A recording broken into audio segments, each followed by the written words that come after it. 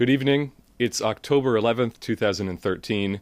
My name is Matthew Ogden, and I would like to welcome you to our weekly LaRouche PAC live webcast featuring Mr. Lyndon LaRouche. I am joined in the studio tonight by Dennis Mason, who is part of our website team, who will be joining me to pose a series of questions to Mr. LaRouche. We have an entire array of questions which have come in for tonight's proceedings. I am going to begin by reading a question that was submitted by a Washington, D.C. institutional contact. The question reads as follows. Mr. LaRouche, while so much attention has been focused this week on the U.S. government shutdown and a looming debt ceiling, some significant developments have taken place in the Middle East. First, the OPCW inspectors, the Organization for the Prohibition of Chemical Weapons, have reported cooperation from the Syrian government on removing the country's chemical weapons stockpiles, to the point that Secretary of State John Kerry praised President Assad for his compliance with the weapons ban treaty so far. Iran is preparing for the resumption of P5+1 talks in Geneva next week, and there continue to be indications that an agreement can be reached on Iran's nuclear program within a matter of months. If these two situations are resolved favorably, what do you envision as the new potential American policy towards this part of the world? How can the United States transform this vital crossroads region economically and politically in the coming years and decades?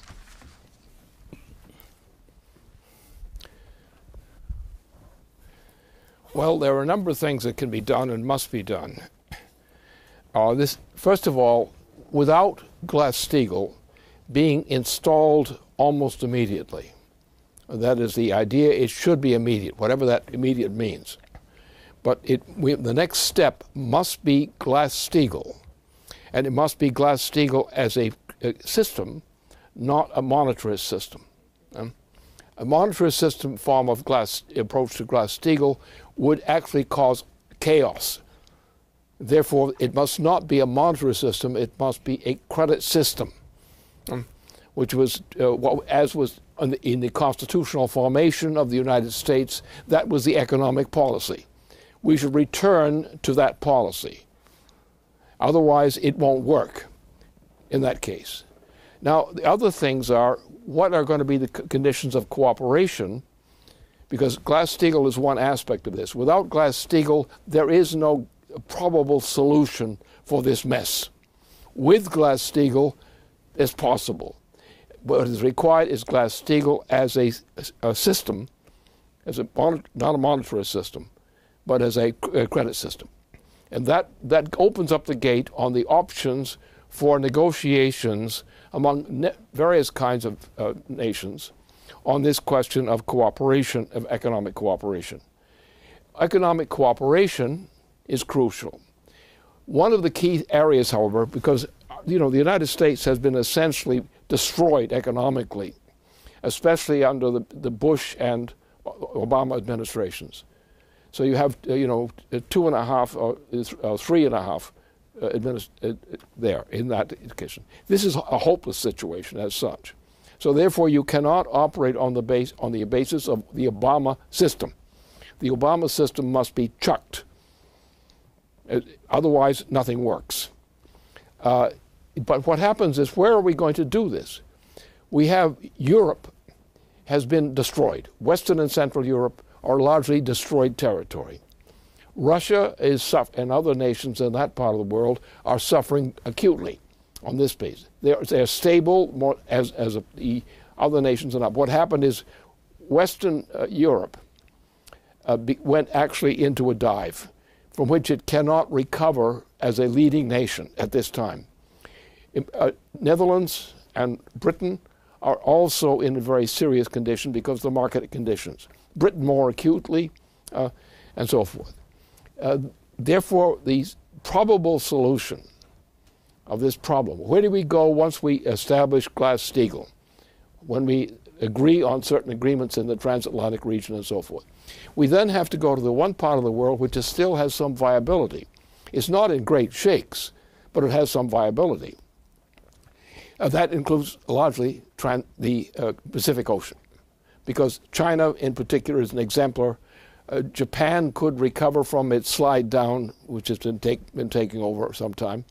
And similarly in Korea also, and also Russia could be strengthened by being part of this operation. Those are our best options right now, those broad terms of planning. Now, one thing has to be done.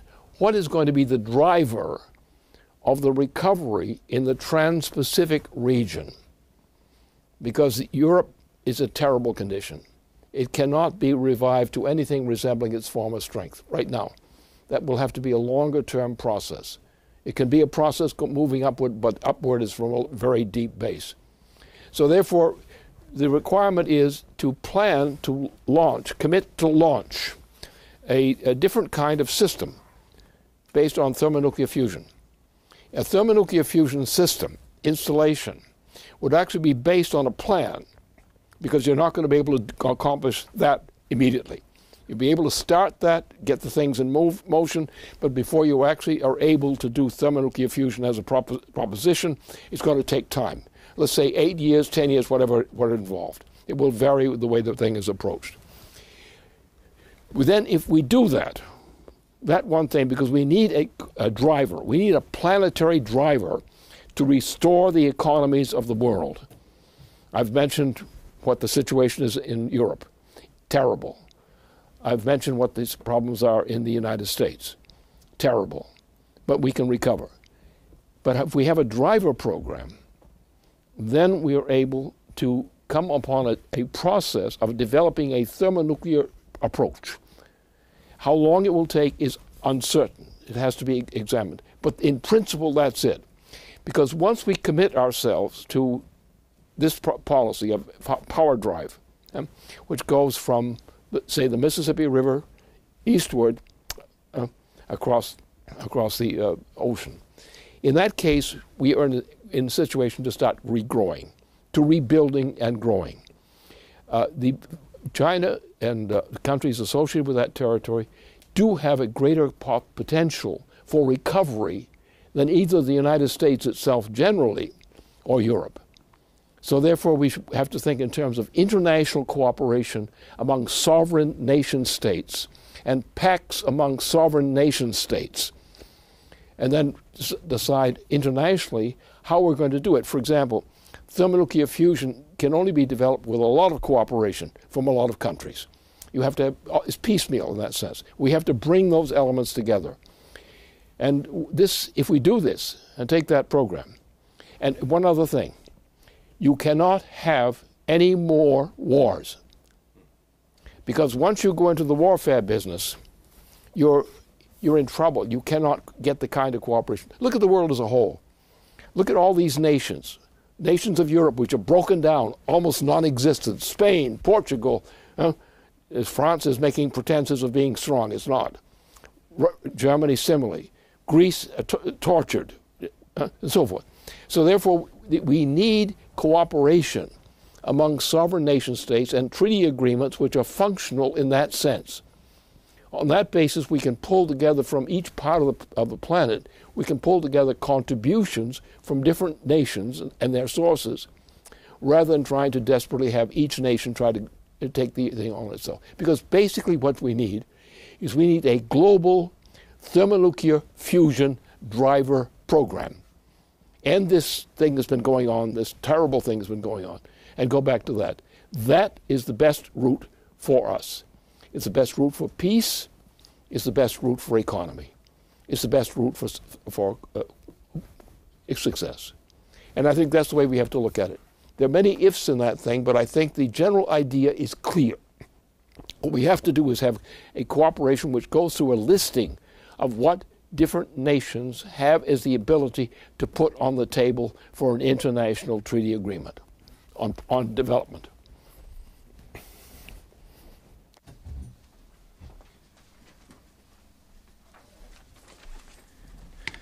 Okay, Lynn, I have a question.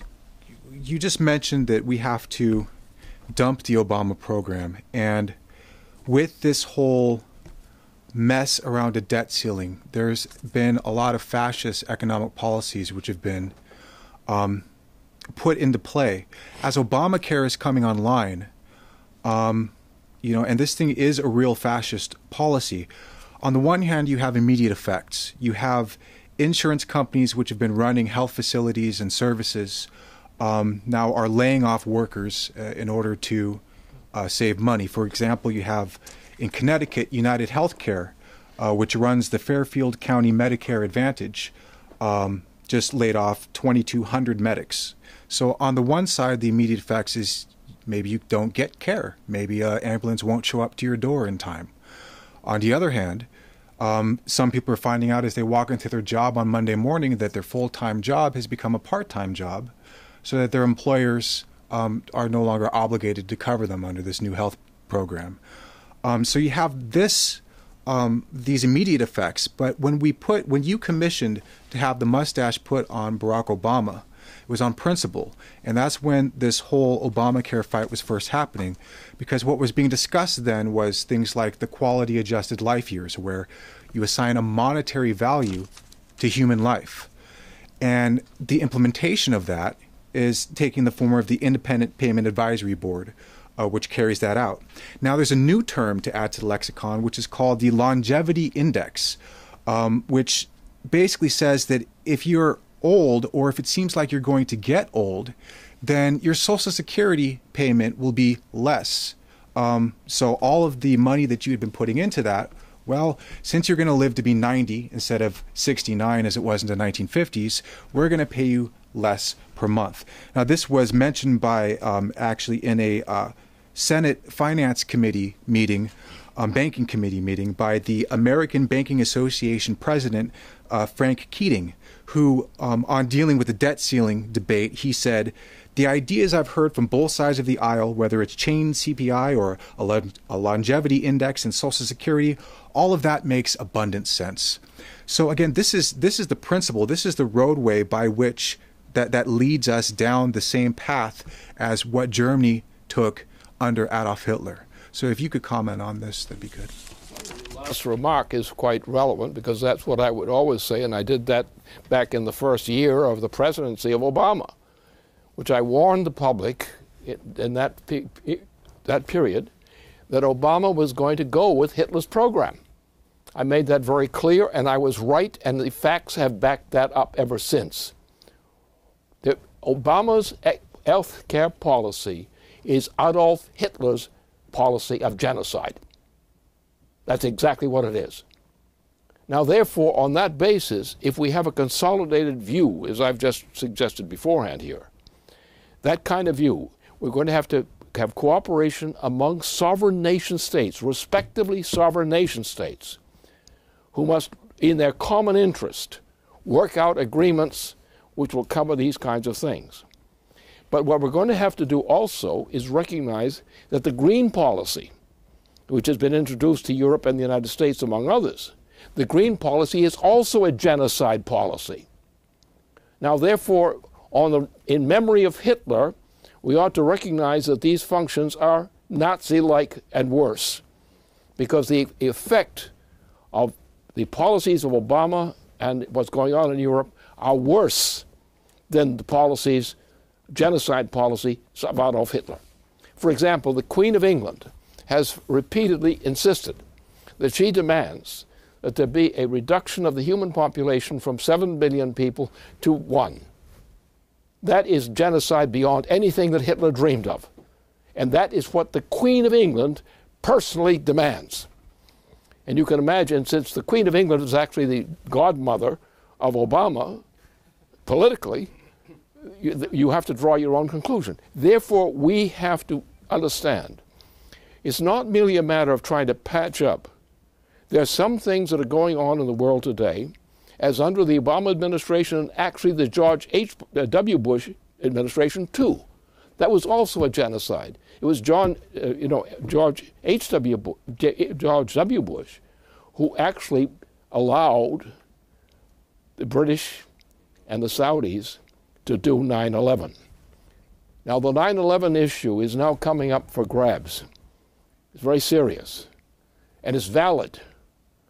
This was a British-Saudi operation, financed, backed, directed by Great Britain, by the BAE as well, and the Saudi Kingdom.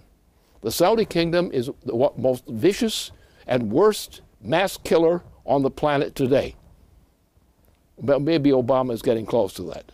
And so therefore, we have, in order to deal with this problem, we have to first of all clean up the mess. We must eliminate genocide on this planet. We must enforce that.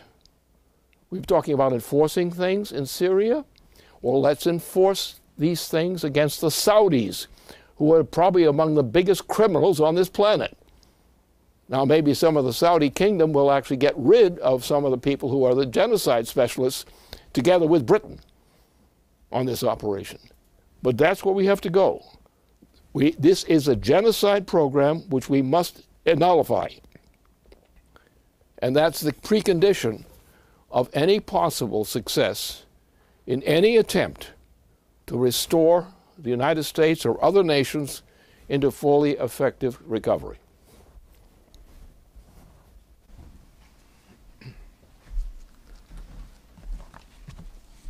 A follow-up question on that. This is on the subject of impeachment. As people may or may not know, earlier this week, a member of Congress, Congresswoman Michelle Bachmann, a Republican from Minnesota, said that President Obama has, in her words, committed impeachable offenses, and that the House could hold a hearing to impeach him. She said, "We can have an impeachment hearing in the House, and in my mind, the president has committed impeachable offenses." She argued that it may very well be necessary for the House to convene such impeachment hearings because citizens in the United States are so fed up with Obama's thuggery that they're on the cusp of civil disobedience. She said, "I think we could be on the cusp of seeing civil disobedience. I'm not saying I want civil disobedience, but people aren't going to take the thuggery of this president much longer. We see thuggery going on in the White House, and we are not going to take it. We've drawn a line in the sand, and we're telling the president, you need to recognize that you are a co-equal branch of government. You are not a dictator." She continued by saying, "What this is really about is whether or not we will hold on to a constitutional republic. What we're fighting for is to see if we're actually going to be a constitutional republic or if we're going to be totally devolved into a dictatorship under somebody like Barack Obama." So what I wanted to ask is, regardless of any other positions that this particular congresswoman might hold, I thought it would be appropriate to give you a chance to comment if you thought this was a appropriate explication of the situation we find ourselves in. We have an interesting situation because we have not a Congress, we have a mess. And this applies to a number of different varieties of quasi-Democrats and quasi-Republicans and quasi-quasis. But in the case of her proposal, I think that anyone who's reasonable would not disagree with what she's proposing. That would be a contribution to escaping from some of the problems which threaten our existence. That can be agreed upon readily, I think. I mean, that particular part of the party system is a little bit funny, but nonetheless, they do come up in some part with some very interesting and usable, shall we say, products. We can cooperate with them easily on this kind of question. The problem here is the question of the development of our capabilities. Again, the same thing. And if what we have to do essentially is we have to take the whole Obama policy and the policy of George W. Bush Jr. and also his father, who was the same thing. The father has a very bad record from my standpoint and everything. He was the guy that tried to put me in prison. Yeah? So I'm not too enthusiastic about those guys. But and I have something coming to me good for that, from that reason. And I would use it for the benefit of others, not for myself. But that's where we stand. We have to actually begin to bring people into cooperation. It's true we have to get rid of Obama. He is in violation of everything that means anything. And simply dump him out. It would be a simple job, and we got rid of a couple of people before like that, and back in the beginning of the 1970s. We did the same thing. It's time to do the same thing again. And just doing that is not going to be the solution to the problem, but it's going to help greatly in coming to the conclusion that we must do that. And I think that's the way to approach it. There are many areas for convenient cooperation. You don't have to come in with blasting against everybody on everything, or every political strain. What you have to do is, as many cases as you can, you have to bring people together so that they can learn how to cooperate better.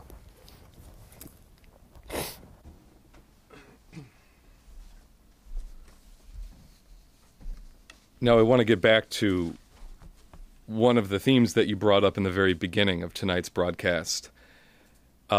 This is concerning remarks that a very well-respected economist made and were published in the Russian weekly magazine Zavtra. Yesterday, Zavtra published a front-page interview with the Japanese economist Daisuke Kotegawa, who is the former executive director for Japan at the IMF from the years 2007 through 2009, and currently is the research director at the Cannon Institute for Global Studies, based out of Japan.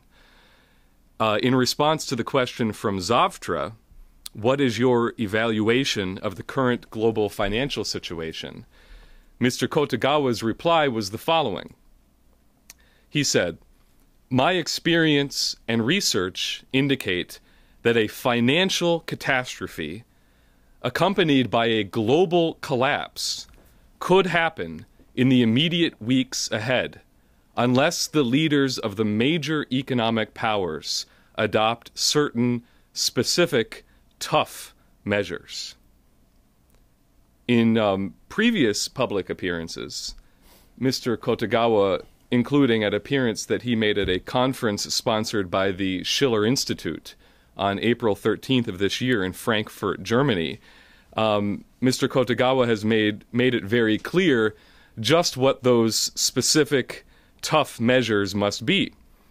He has said that we must immediately restore the Glass-Steagall Act on a global scale and throw the speculators out of banking. Now, these statements by Kotegawa, published in Zavtra, which is a very widely read newspaper in Russia, especially among the Russian establishment, and it has a print circulation of over 100,000, are certain to attract very significant attention. In fact, I can say from personal experience today, at an annual meeting of the IMF that occurred in Washington, D.C. earlier this afternoon, this quote from Kotegawa was brought up on two separate occasions during major press conferences. And in both instances, it caused actually vocal gasps of shock and exasperation from IMF officials and members of the press corps alike. So I would like to give you a chance to elaborate on what must these specific measures be if we are to prevent such a financial catastrophe and global collapse in the immediate weeks ahead.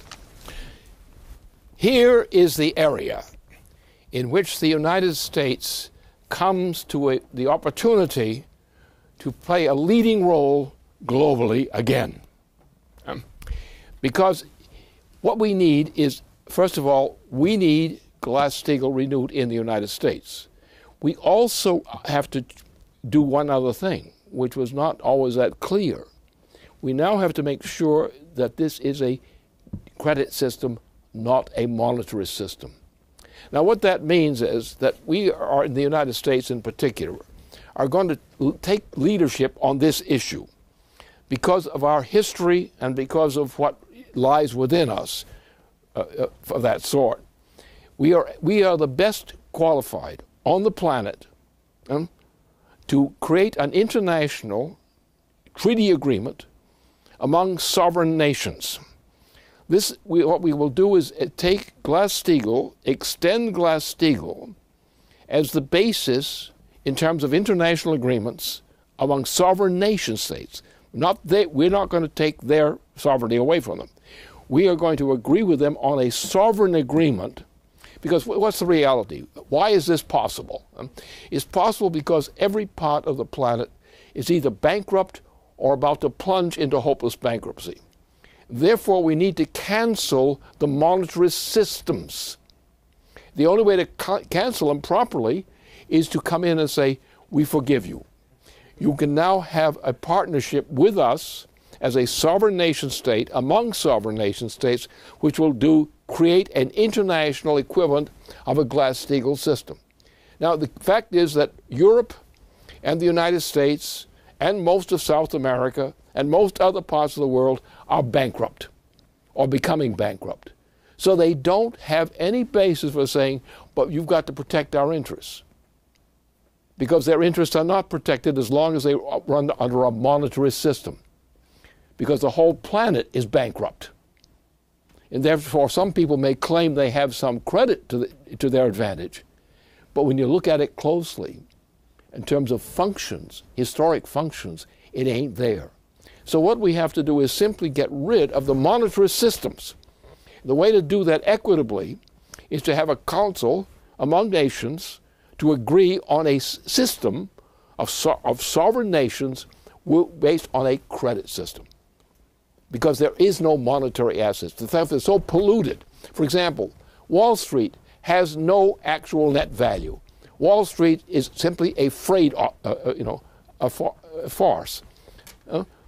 And it can't work. So therefore, they're bankrupt. Wall Street is bankrupt. It cannot be saved. It is hopelessly bankrupt. It is dead in principle. So therefore, what we need is agreements among sovereign nation states, which can be made in a reasonable way, to have the currencies of the planet, each currency as sovereign, but with guarantees among each other for regulation. That is the only way in which we can possibly achieve a recovery, a physical economic recovery from the mess that exists now. So we in the United States must initiate that, because if we don't initiate it, then the other nations will be queasy. They will not exactly go along with this. And they need this as much as we do, probably more. We can organize, we can defend Japan, we can defend China's attempts at achievements, we can defend other nations throughout the planet on the basis of an agreement, an international agreement on a system of sovereign nations as a credit system. Then we can work together and solve a lot of problems, because once you have that agreement will give us the mechanism needed to do everything that has to be done. There may be some strong debates about this thing. So what? The fact is, we may have debates, but they will be debates which will succeed. They may be troublesome, but they will succeed, because that's the only thing that's going to work on the planet now. This is our great moment of opportunity. And it's a great opportunity for the United States, because it gives us the opportunity, as the United States, to contribute what is of us is most valuable to the world as a whole. The ability to create a system of that type, a credit system, as opposed to a monetary system. And that's where we have to go.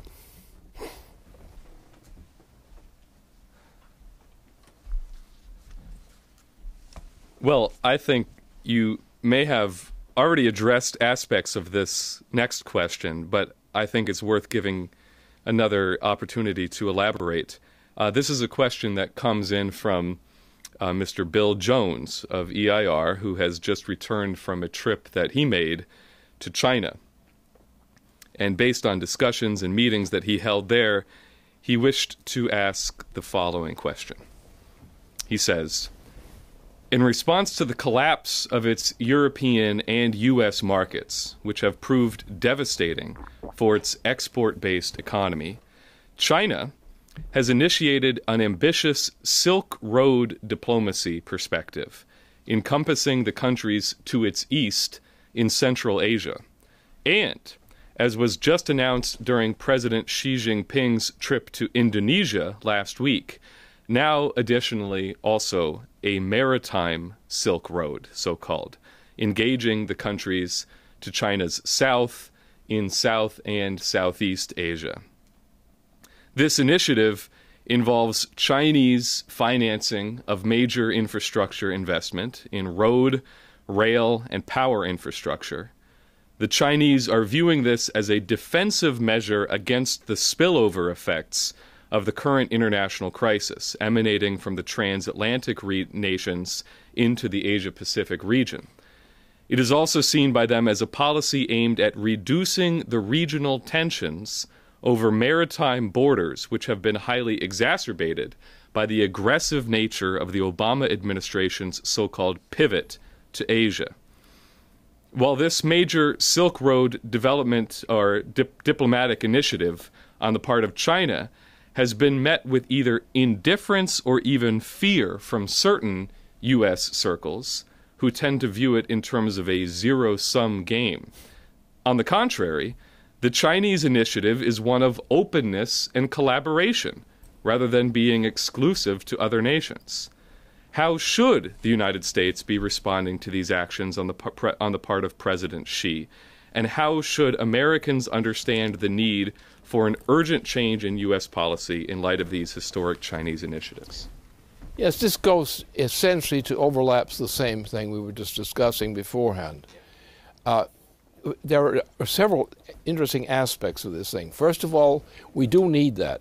Oh, by the way, my wife Helga Zepp-LaRouche was one of the pioneers in establishing the introduction of that system to China. And it was one of her happiest achievements in her career. So naturally, she and I are both very much in support of this kind of policy. It's our kind of policy. It's what we saw in terms of the breakdown crisis in terms of Europe. We were looking at that point inside what had been the former Soviet Union and other countries and seeing this as actually going through that from Russia into China. And the attempt was also to solidify cooperation again with China and Russia as another part, and also the other nations in that area. So it's still there. The idea of that, the Silk Road, is an idea. One particular thing that's important is that China was not geared up for this kind of operation beforehand. It was under the new administration in China, in which there was an investigation of how to deal with this thing. My view is that you have to drive the China population, and it's needed by China, in the way in which they will actually accelerate the technological level of production among Chinese labor populations. Because we have to look at that as China was trying to look at it beforehand, that we cannot have just this kind of labor in China. There are too many crises that can come out. But if we increase the productive powers of labor in China by doing things to facilitate the accrement of their intentions, that will be a great help.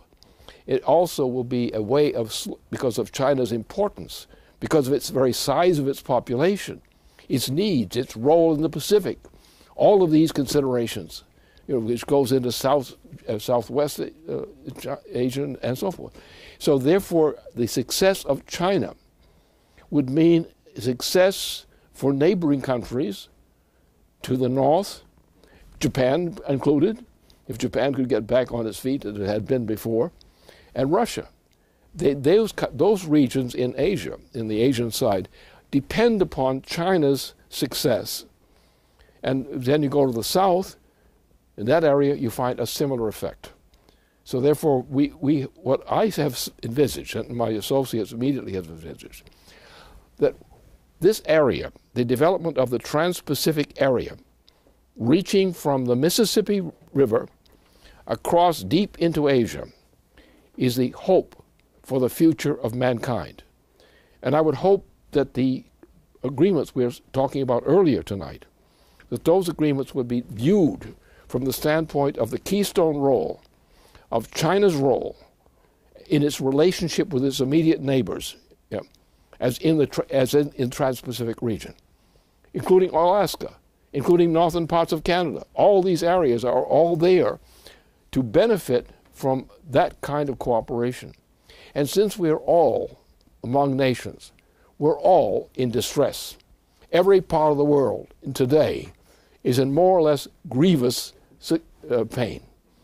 And therefore the time has come when we have a common pain, and therefore on the basis of that common pain, however it varies otherwise, we all have, all nations, all sovereign republics have a common interest, a common economic interest, which turns into every other kind of interest. It also means a space program, because China has been looking for a space program for some time. We have a region of an Arctic region development. Again, another program. So if we can get rid of the legacy of what we've gone through since I would say probably since the 1970s. 1970s, we had already begun to go down. The first major financial collapse of the United States happened in the beginning of the 1970s, 71. And we've been going down, plunging downhill ever since. With this kind of approach to cooperation among nations, cancel the worthless investments, cancel the worthless debts, and take out of that, take what will work, put it together, and go for long-term benefits and the happiness and security that go with it.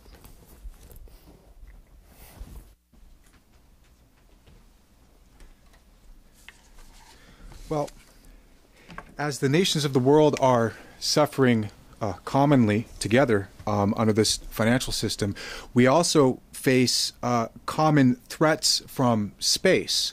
And we have a question that has come in from the basement team, from Ben Deniston of the LaRouche PAC basement team, which I'll go ahead and read.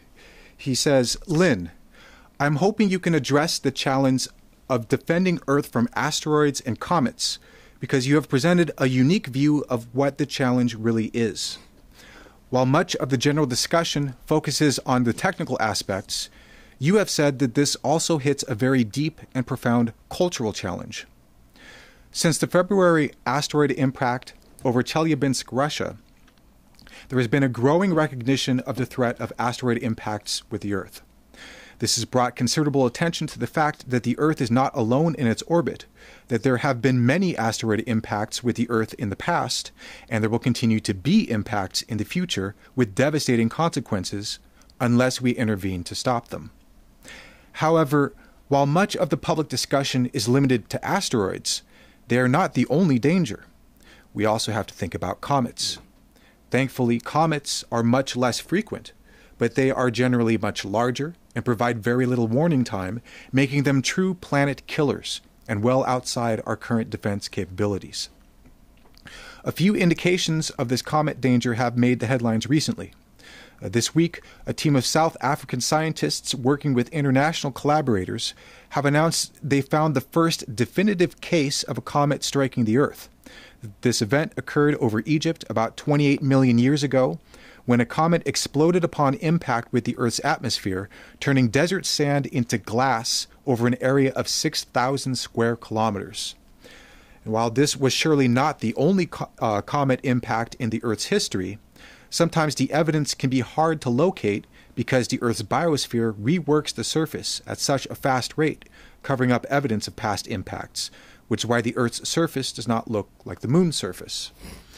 Now, another more recent comet example is the comet Ison.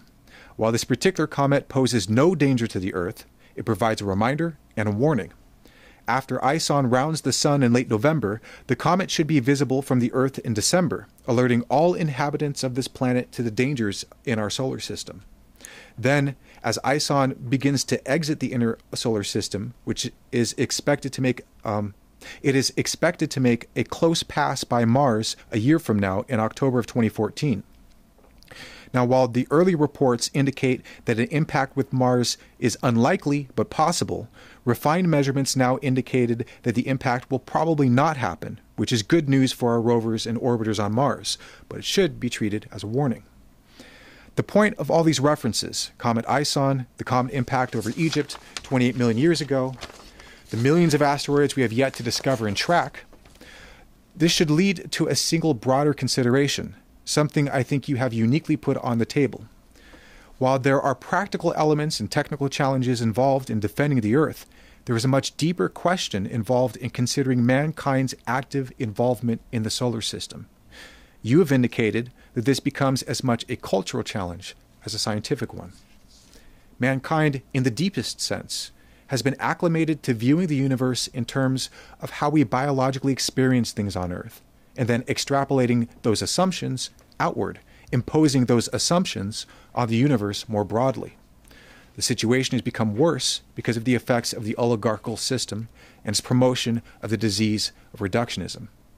You have emphasized that this problem, this belief in sense perception, is the core of the challenge mankind now faces when looking to the need to deal with the processes in the solar system as a whole, and coming to understand the Earth from the vantage point of the solar system, instead of trying to view the solar system from the perspective of the Earth. I think this is a difficult concept for many people to really understand, so could you elaborate your view on this? That takes a little more than the time available here to cover it adequately. I can only give some indicators of what has to be considered. By the way, for the curious, I have just sent to the printing process, a document which goes into this question. I didn't actually give Ben a benefit of exactly what I was doing, but he had a general notion of what I was up to. And now that he has a chance to read what I actually published, that may be helpful in this whole discussion, because this has to be a continuing discussion. There one aspect of this which is most important. It's the way we think about Earth. And the way we think about Earth is very troublesome to us. The one side, the positive side, is the development of thermonuclear fusion as an instrument for many applications is an essential part of this whole process. We're going to have to also use that capability to develop capabilities which lie outside of Earth in the whole complex of asteroids and so forth inside there, and use that business as a way of strengthening our defense of our system, of this system. And that's we have to take a limited approach. We're not ready yet to take on a comet at great length, distance from the United States. We have to be prepared for the arrival of we need warning systems and things like that. That we have. Then we have to build up the defenses based on reorganizing some internal features of the solar system around Earth and around the Earth-Mars complex. We can probably handle in the future, with getting rid of some of the junk that's going on now, we could probably handle the problem of using Mars as part of a system with Earth, which is we're not going to have parties up there. We're going to have organization of facilities which will enable us to detect and deal with threats. Now, what he's also dealt with is, on the other case, is a much longer term problem, and which I have not addressed. I'm aware of it. He's been working on it. I've been aware of this for some time. But he's sitting on that himself. And he's concerned, and I'm concerned. We're all concerned who know this thing. The other aspect is, it's another, which I deal with at length in the report I just made. It involves what the technicalities are of building a system based on these considerations. And that's my little pride and joy. But these things must be done now. We must build up a system of defenses. We have to change the way we think about Earth, which is what I've emphasized in particular, in order to make Earth capable of moving beyond its own area into interferences with problems coming up from other locations. For example, we have to develop defenses against asteroids. A large asteroid coming right at Earth would be a disastrous event. Therefore, we have to deal with that kind of problem at the same time. We also have to start to organize the system of asteroids which are in this whole area of the Mars-Earth area. And these things are necessary. The first thing we can do now immediately is to increase the awareness of this. What happened with Obama set the United States back, way back, in terms of space programs. It almost destroyed the whole thing. So therefore, the first thing to do is to reorganize what we had before Obama became president, and organize that kind of system that we were going after before, but accelerate it. If we accelerate it, then we will develop capabilities which we can use. How well those will work, that has to be determined.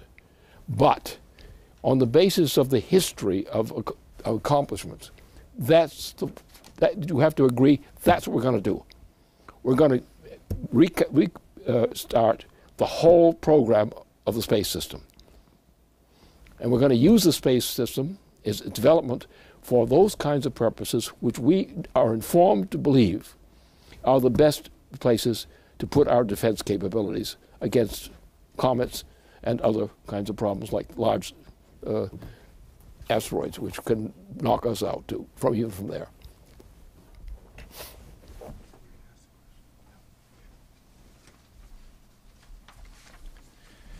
All right, well, we have one final question for this evening, which comes from Diane Sayre on behalf of the members of the LaRouche PAC Policy Committee. They ask, Lynn, we would like it if you could address more of what you addressed earlier this week concerning the state of mind required for victory and what that means for the American people at this moment. You stated the following. You said, the question right now is one of survival. In this kind of war, you have no choice but to win. You have to win. And you have to carefully estimate what it's going to take to win. It's not a question of having the right emotion. The emotion comes from the action, not the action from the emotion. It's not a question of so-called attitude. It's not posturing. Posturing, that's bluffing. And you don't win wars by bluffing.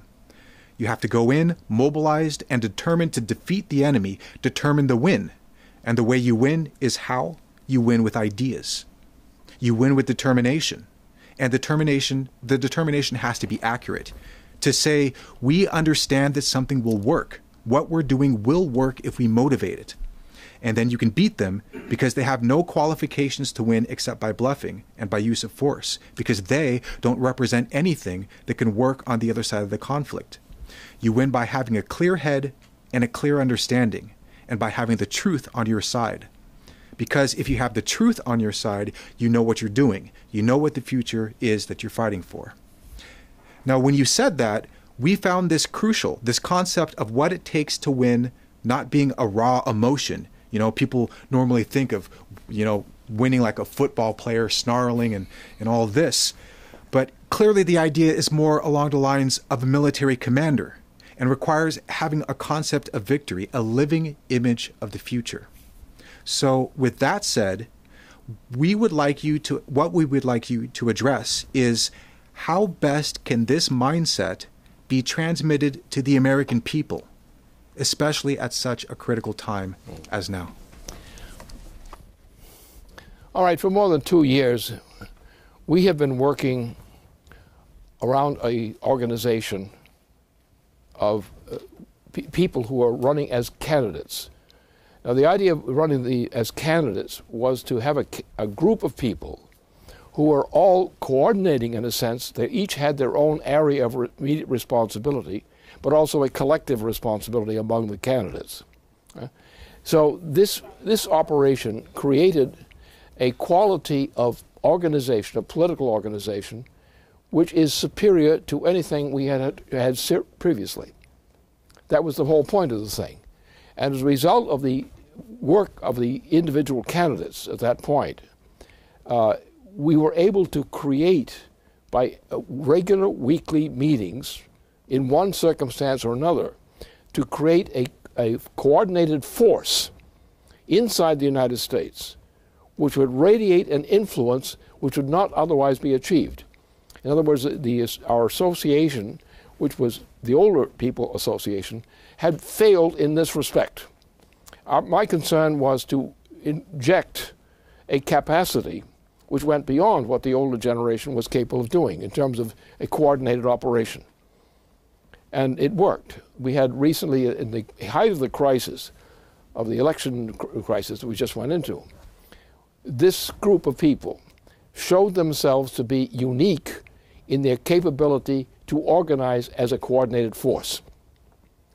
And that's what's required. The problem is people who have been dealing with conventional notions of election campaigns had a defect of fragmentation in its own. Their zest was for their particular interest, or emphasize their particular interest. And people would try, from these groups, would try to pull the groups together as a force. But it didn't work effectively. So what we did in that period, I called them all together. I said, well, look, we've got to come together here because this case is not going to be dealt with effectively unless we bring them together. We can't have them in separate areas. So they went to the concentrated area around Washington and played a key role in stimulating an organization of an election campaign. The result of that operation, together with what our other forces were doing, by getting this as a coordinated force, we were able to run a surprise attack with some significance against the Wall Street crowd. Without this organization, we couldn't have done that. They would have tried, but it wouldn't work. There were certain parts of the country that wouldn't be covered. Whereas with our form of organization, we were capable of covering pretty much the largest part of the population of the country. And that's what the point is. We need to understand that people like to be individualistic. Now, I don't have any trouble being individualistic. I'm not known for being non-individualistic. But the point is that being an individualist is not enough. You have to also realize what you have in any army. In any army, competent army, the people are united in certain definite ways. They coordinate their actions in certain definite ways. They win wars or lose wars on the basis of having done that. So what we have achieved was, in response to what her proposition is, what we had achieved is an aspect of the kind of movement organization which is required to run any national institution. This was this was true in politics. How do things work in politics? And particularly when you're talking about mass politics, people of all kinds coming together around common interests. You have to create a unit of people who coordinate, who have the same passion, the same objectives, as well as their own individual objectives. And the blending of these two is what creates a real movement. The attempt of the competitive small group aspects does not work. It never did. It may contribute something to the process, but it doesn't work, as we showed. And what we did before the closing down of this Washington operation, and we sent them back to their base to resume their duties. And they will do it again if necessary. And that's the way it'll work. But the problem is I had a problem with our own organization, or what had been the traditional organization. They didn't have that sense of coordination. They had, yes, coordination, but they also had their little kinds of personal touches that would get in there and screw everything up, as they say. And so that's what the achievement is. It's a real achievement. They deserve credit. They spent over 2 years on building this up. And after more than 2 years, they built up a form of organization which is superior in principle and in effect to anything I've seen recently otherwise.